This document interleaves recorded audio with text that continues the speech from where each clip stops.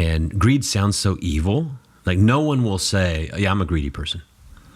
I mean, I'm just going to be honest with you. I'm a very greedy person. No one would say that. I've seen you over a plate of some Mexican food. Yeah, but I bought your food today. I mean, I'm not sharing mine, but I did buy yours. Did I screw that up? And you can get Listen Up for only $14.99. So it's Thanksgiving, Matt Russell. It is. Happy Thanksgiving. John Stevens, happy Thanksgiving to you. You know, one of the things I thought would be nice to talk about, in addition to all the things you're grateful for, is what's your favorite Thanksgiving memory? Yeah, I think my favorite memory is we'd always go to my aunt and uncle's house, and it would just be our whole family. So it's not like anything wild and crazy. It would just be, and as a family, we laughed a lot. And my grandparents in New Mexico would be in town, and there would just be stories and a ton of food, and just us sitting around at the end of the night just telling stories and laughing. And so I think my favorite memories of those, just that family time. Memories, just getting together. Just that. Yeah, and more recent memories. We every year we used to get together with Stephanie's family in North Georgia. Now it's every other year. We have grandkids now because we're old. You do have grandkids. We're old and we got grandkids, so we've got to split the holidays. I only get one Christmas and one Thanksgiving every other year. So I just have to take it but it makes you young again, because those Christmases where you don't have kids, yeah, you get to have fun. You can do what you want. Go on a trip. That's right. Do something good. That's good. Or just sit at home and do nothing. Yes. No, but getting together with our family, that's always fun. We fry turkeys. You've you know what? Borrowed the turkey fryer. You help me. Do you need to borrow the turkey fryer this year? If you're offering, did you get one? Did you not get one? I have not. But maybe this is the year, because you've said that for no, I've only done it 2 years. No, you came and got it for COVID because I did, and you were afraid. We filmed a tutorial and I made you sign a release. You were afraid I was going to kill myself and everybody else.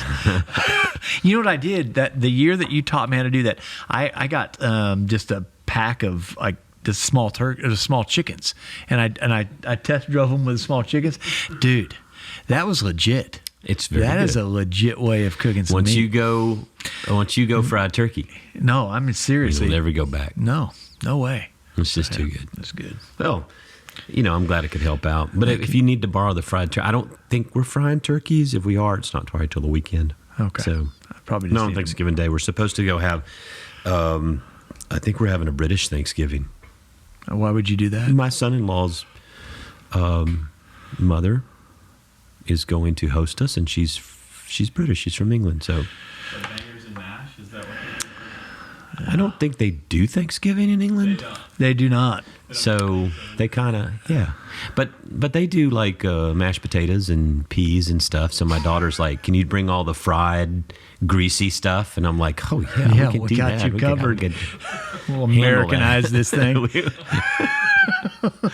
No, they're plenty American. They'll have all kinds of good stuff. So it'll be fun. It's gathering together. So we'll be around here. But when I was growing up, my grandparents, on my dad's side, my coach and mama san, that's what they were called, coach and mama san. Okay. And they always had Thanksgiving at their house with my dad's side of the family. And they would start out mid-morning, and they would pull the cars out from under the carport. It was kind of open carport, was covered. They would put tables up, and they would buy raw oysters and steamed shrimp, and they would shuck raw oysters, and we'd stand around the table and then eat. That was phase one. Was that like New England? Where is that? Who does that? No. My grandparents, my coach was a retired Army guy. Okay. So that was just phase one. No, he smoked. He had a big green egg. Oh, yeah. And he smoked this giant 20-pound turkey, which is delicious. And then my grandmother made dressing or stuffing. She did a regular one, and then she did an oyster stuffing. Whoa. From the oysters that everybody didn't eat in the garage, I guess. All kinds of great food, home cooking stuff, desserts. Oh. So as a kid growing up, that was like... Now, I mean, the first time they ever stuck an oyster in my mouth, I spit it out and stepped on it. because I love them now. You do love But them now. at that point, I didn't. Seen You that. spit it out and step on it because you don't know what it is. But those were childhood memories of kind of doing family things. I think of Thanksgiving as being with family, Yeah. even if it's just you and someone else. It's usually family members. Yeah. That's great. That's great. It's gonna be a good. It's one. also a season to be grateful. You think about all the things you have to be grateful for, and over the past several years, gratitude, being grateful for things, I think takes on a whole new meaning. Yeah, it sure does. With just for us in Houston, from 2017 and hurricanes and politics and denominational angst and COVID and pandemic and more politics and you just add it all in. It's just this angst and anxiety. And man, I think what really helps balance and keep you kind of centered is having a spirit of gratitude. Yeah. That's right. I think gratitude ends up being a practice. It's I'm sure there's some dispositions that are more want to optimism, but gratitude really is a practice that you cultivate over. It's the way you see the world, right? Yeah. It's the glass half empty, half full. And I think folks that are cultivating gratitude are looking at the world and as gift. And saying what is being brought to me that I didn't deserve, that I had no part in playing, and how do I name that off? There's a lot of folks in my life that are in 12-step recovery, and gratitude, they say, is the central practice that keeps people in a new mindset, in a sober mindset, in a way of not relapsing into old behavior, and I think it is, as they say, the superfood of the Spirit. And it has to result in generosity. There has to be some way you act. Like you said, it's an action. It's cultivated. Yes. It's not just a mindset that, I'm grateful today. Because you can't be grateful without some flowing out. Yeah. Right? There's got to be some way of generosity flowing out of you. Yeah. Where you're doing something for someone. You're giving someone something. You're donating to something. I mean, you're pouring yourself out into someone else. I don't think generosity, or I don't think gratitude can exist like siloed. Yeah. No, it can't. What is this? There's a guy named Edmonds who studies gratitude, and he says at the end of the day that gratitude is the social glue that holds society together. In what you're saying. So if you're seeing the world as, as the glass is half full of what you've been given, even, the small things around you, it makes you want to then not hold on to things, but you realize you've been given so much, I've been given so much, that we can give away so much. It's that flow. We can stand in the flow of the Spirit. Mm-hmm. And I think that flow is we receive and we recognize what we received, and we can give out of that deep sense. A couple of years back, actually it was right before COVID, we did a series on enemies of gratitude. And I was just pulling up, refreshing myself from that, because I think whenever we get into this season of Thanksgiving and Christmas, we know we're supposed to be grateful and experience gratitude and think about generosity, but there's so many other things that kind of get in the way. Right. Barriers if we're not careful. And the 4 weeks we did it, the first one was worry can be an enemy of gratitude. And there's I have in my office, actually someone gave me some Guatemalan worry dolls because I used them as an illustration. I just had the picture of them. And in Guatemala, there are these homemade little tiny dolls that you give to children to put under their pillow.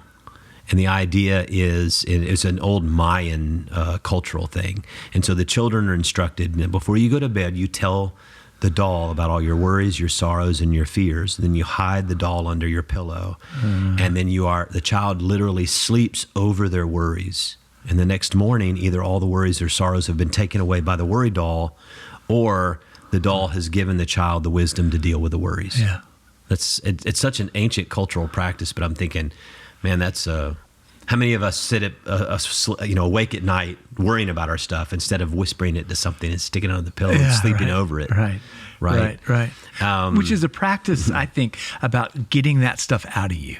right? It's about speaking it outside of because if it lives inside of me, it becomes like a dumpster fire. You know what I mean? My worries and my anxiousness become a dumpster fire.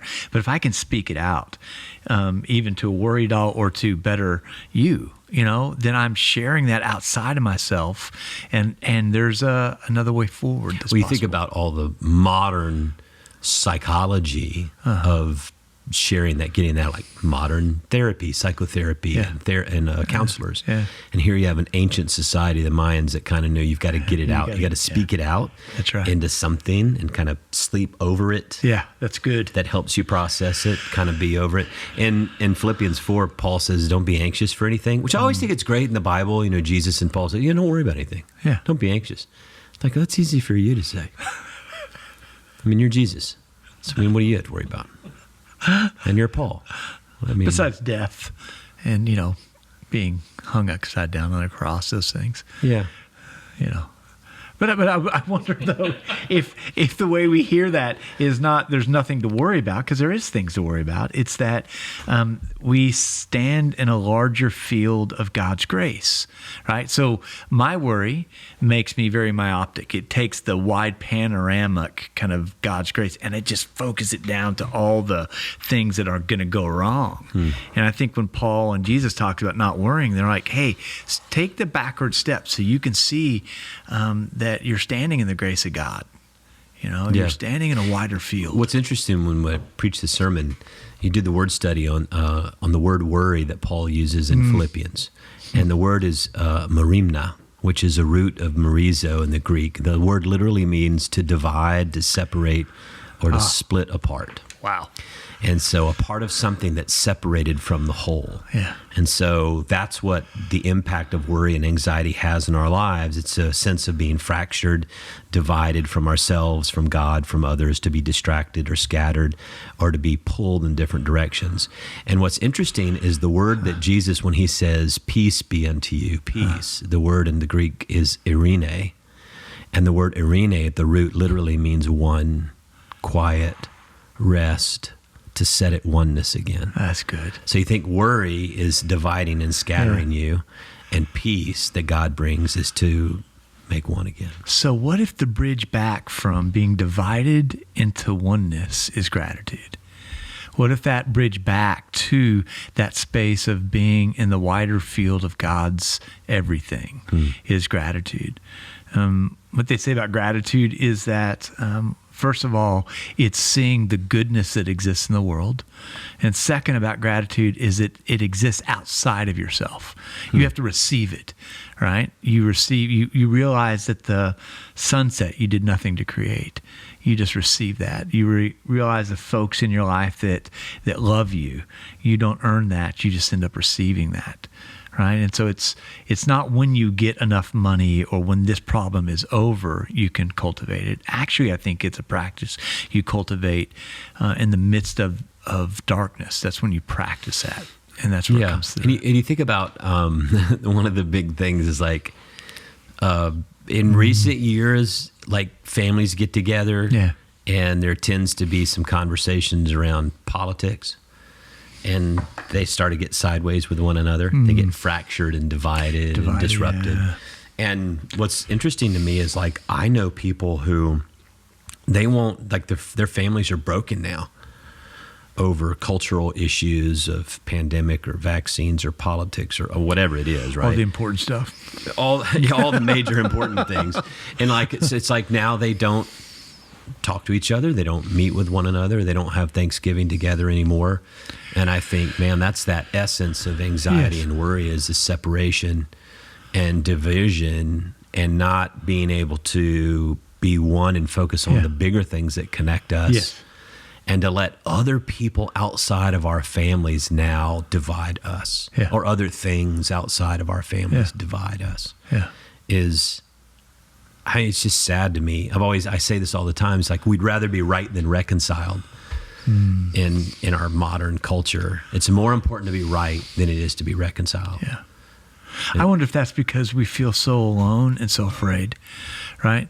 If the last thing we have to stand on is our own ego, that's when you realize it's a wrap, right? But if we can be broken open towards each other, and we have to then receive each other in gratitude, then I think that begins to restore things. Yeah. You know, one of the things that we had Kitty Harris on here 100 years ago, I think. She talked about resiliency, and for some reason I still think about that. And they are creating, or there's a lot of research right now that's linking gratitude and resiliency. That hard times are going to come. You can't stop that. You know, a death comes. You have a diagnosis of a illness. A loss of a job. Folks that have been cultivating gratitude on a daily basis are more resilient. There's a deep sense that the worst things are not the last things. Yeah. Because they've been practicing that deep sense of seeing the world as good, seeing the things coming to them as something possibly even from the hand of God. There's goodness on this coming their way. You know, so worry is an enemy of gratitude. Greed, of course, is an enemy of gratitude. Yeah. You know, when we think there's not enough, so we have to sort of hoard or hold on to, Right. because there's not enough for me. Yeah. For, you know, that's There's limited resources. It's living out of a mindset of scarcity. Yeah. It's like maybe there won't be enough for me someday, so I won't share now. I won't give now. And so I think that people have to wrestle with greed, and greed sounds so evil. Like no one will say, "Yeah, I'm a greedy person." I mean, I'm just gonna be honest with you. I'm a very greedy person. No one would say that. I've seen you over a plate of some Mexican food. Yeah, but I bought your food today. I mean, I'm not sharing mine, but I did buy yours. I should order what you got. That. Oh, that looks good. Dylan, should order that. Yeah, I mean, yeah. So I think when we hold on too tightly, that's another enemy. And then another enemy I think we deal with nowadays is entitlement. And we talked about that. There's a story where Jesus talks about the wedding and inviting all these guests to the wedding, and then they're too busy, they can't come. And what you learn when you study kind of the culture of the day is the way it would work is they would send out 2 invitations. The first invitation was just sort of the whole, you know, not say the date because no date would be included, but it would say, hey, there's going to be a wedding and just be ready. It's coming. Yeah. And then the next invitation was, all right, let's start. Let's go. That was ancient culture, so this is how it worked. And what happened in this parable is that when the second invitation, the first invitation went out, and everybody's like, "Oh, sounds great! It's awesome." Sure, I'll be there. It's kind there. of like when I commit to go somewhere. I'll be there. I commit to go to the Christmas party in October, and then December's like, "Oh dear man, Lord, I'm not feeling well." COVID again? Yeah, exactly. But it's like, so then the second invitation comes, and they got all these, you know, things. It's all this stuff. It's like. They're too busy. And so the parable reminds us that being part of a community, especially a Christian community, should make a difference in who we are and how we live. You know, at the story goes that even after other people didn't come, the host goes out and just invites everybody off the street to come, right? And they're probably coming in, they're not dressed right, and then the guy comes in, it's like, he's not dressed for the party. You know the story? Yeah. Yes. Like yes. it's people need to go back and read this. This is a fascinating parable. story, and everybody's like so focused that guy's wearing cutoffs and and flip flops once he gets inside. But what they failed to do, I think the Greek it's Daisy Dukes. might have been actually. But the whole point of the story it's a very complex story. But the whole point of the story is the people who came were so concerned about what he was wearing. What they didn't realize is he was there. He was in the banquet hall. He came when it was time to come. He came, right? Whereas all the other people said they were going to come and they didn't come. But when it was time to show up, he showed up. Yeah. And so everybody kind of looked at him and judged him based on what he had. And when I think about entitlement, there was some things we talked about, these traits. It's like when you have this sense of entitlement, it brings an uncompromising attitude. It's I always comes before you. You don't really understand other people's needs in certain social situations. And you're always more interested in your life than you are in other people's lives. What's yours is mine, and what's mine is my own. Self-entitled individuals make unrealistic demands, oblivious that their personal happiness comes at some other's expense. Yeah. I love this one. Expectation of privilege is so great in some people's lives that it leaves equality feeling like oppression. Chew on that for a minute. That's just the ego strutting around, isn't it? Mm-hmm. It's the small ego project that's afraid, like you said, of scarcity. They're not going to be enough. Sense of superiority, where you're the center.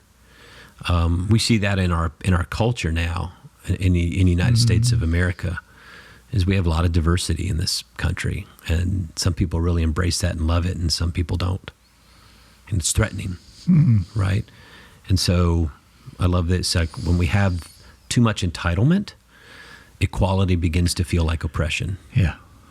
And so one of the examples we use is like you overrate your own achievements while they overrate their own achievements while underrating your achievements. And it's kind of like when somebody cuts you off in the supermarket line, right? You have a justification for the expectation that you should never have to deal with anything that's a disruption to you. In situations where they are forced into taking their turn, they do so dramatically, making sure everyone is aware of the great deed that I just had to endure, this one cutting in front of me. I hope everyone sees that I'm having to deal with here. And then angry people who feel their anger is always just. And then the whole pity party, poor little old me. I mean, all those things I think steal gratitude. You know, entitlement, greed, worry. These are all things, when you start to get in that self-centered mindset, entitlement mindset, you lose generosity and you lose a spirit of gratitude. Yeah. Absolutely. Well, so what are y'all having for Thanksgiving dinner this year? You're not sure you're going to fry a turkey, you said. Well, you know, the last, what I usually do is there's a buddy of mine named Dan Durant who passed away about, it's been a while now, maybe close to 10 years. And he passed on a recipe of ribs to me. And okay, so how does he do them? I can't tell you because I'd have to kill you. Okay. But they are the single best food. I guess the question I'm asking are do you smoke them? Do you grill them? Do you boil them? Do you bake them? Or any of those ingredients? Because people do them in a lot of different ways. Yeah. So I'll do a slow boil with some ingredients in it. Okay. Secret ingredients, the secret family. About 2 hours. And slow boil. Like a simmer. So isn't that what a slow boil is? Yeah, they'll almost simmer. Fall off the bone when you pull them out of the pot. I mean, they look white. Yeah, and then I make a sauce that he taught me how to make, and then I usually then bag the ribs in the sauce overnight so that they just, you've got this like great, and then I put them on the grill really, really hot so that it caramelizes to the pork, and then I just step back and watch my boys just you have to buy a lot of those. Yeah, it's like a gun goes off and you don't want to be in between them and those ribs. So I've been doing that for years. So that's awesome. Do that again. The Rib King. And we raise a rib to Dan Durant, and I met him in Mercy Street days, and he just had a big impact on me. So we do that. Well, I don't know if we're going to fry a turkey this year. I fry turkeys every year for our family when we gather, and whenever we go do Stephanie's family, that's kind of my role. I'd fry a couple of turkeys for everybody, and it's sort of a hit, which is kind of a great secret in that it's really no skin off my back. I mean, it's really easy to do as long as you know what you're doing. It's not that hard. You can kind of sit outside away from the I do. fray. I sit outside away from all the people. Isn't it? So, and I'm a social person, but I need my space. Yeah. And you can have a little cocktail, and you can smoke a little cigar. You sit outside. If the weather's perfect, when we were up in the mountains, you sit out there in your chair. It's nice. And then every once in a while, different people come out to visit and see how's it going. And you get to visit, and then it's either too cold or whatever, and they go back inside, and I just sit out there and just enjoy the hell out of that. That's going to be fun. And then everybody's like, "Oh, Uncle John, this is the You're the best fried turkey ever. Takes you about 2 minutes to do it, and you're watching the I game. mean, it takes some time, but it's not as long as baking a turkey. No. You know, you just have to know the right things to do. There's only a couple of rules to follow, and if you follow those rules, you're fine. Yeah. Right. Don't set yourself on fire is the first one you told me. If you put the turkey in while it's frozen, you're in heap trouble. It's got to be dry and it can't be frozen. Yeah. That's awesome. And then it looks like those videos we showed a couple of years ago where it looks like a hydrogen bomb coming out of the top. Right. Of You the, showed me all of those before you handed me we that did. and made me sign the release. The year he did it, It's like, remember on the podcast, dumb we had all ways these to die. videos, all these videos of fried turkey fails, which was like, whew, be careful, burn your house down. That's not good. No. Well, man, I hope you have a great Thanksgiving. You too, and brother. I hope, Jeff, you have a great Thanksgiving. What are you doing, Jeff? I'm gonna go to Austin. You're Family. going to Austin with family. Yep. So you're not solo batching it for Thanksgiving. I'm not. Good. Yep. All right, let's make sure I'm taking care of you because you can come to our house. I just show up. You just show up at my house. That's fine. Well, make sure you subscribe and like the podcast. Share it, especially this week for Thanksgiving. This is going to come out. This is a special pop-up, so we're going to get this out on Wednesday, which is going to be the day before Thanksgiving. So this will be a good thing. Like I really wanted to go for like a 2-hour podcast because I thought this would be a great opportunity for people to say, I'm really busy right now listening to podcasts, so I can't be around you for a little while. All right. Yeah. Just So- excuse podcast. yeah. So now you can just gather your family around for about 30, 40 minutes and kind of do this little podcast and talk about gratitude, and you'll be good. So subscribe, like, share with all your family and friends, and happy Thanksgiving. Happy Thanksgiving to you too, John. Eat them ribs. It'll be good. It's gonna be good. A little mustard and French fries. Well, I'm John Stevens, And I'm Matt Russell. and this is Pod Have Mercy.